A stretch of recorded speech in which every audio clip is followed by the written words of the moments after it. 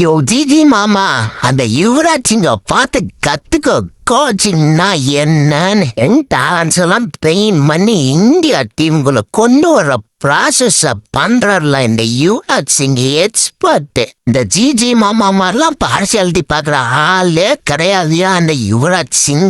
எவ வந்தாலும் கோச்சிங் பண்ணுவாயா அந்த யுவராஜ் சிங். இப்பதான் இந்த சஞ்சய் சாம்சனுக்கு ட்ரைனிங் கொடுத்துட்டு இருக்கா நம்ம T20 வேர்ல்டு கப்பு. இதுக்கு முன்னாடி பார்த்தா அபிஷேக் சர்மா ஈட்டி மாதிரி கூறாக்கி அவன் சொருகு சிக்ஸர்ல இருக்கேன்னு அபிஷேக் சர்மா. அதுக்கெல்லாம் மூல காரணம் யுவராஜ் சிங் தாயா. இந்த 2 T20 ஓப்பனர்ஸை நல்லா கோச் பண்ணி T20 வேர்ல்டு கப் வாங்குறதா நம்ம தலைவனோட எய்ம் போல. இந்த கம்பீர் மாமா மாதிரிலாம் கிடையாது. டீமை நாசமா ஆக்கி பாலிடிக்ஸை புகுத்தி அந்த பழக்கமே கிடையாது.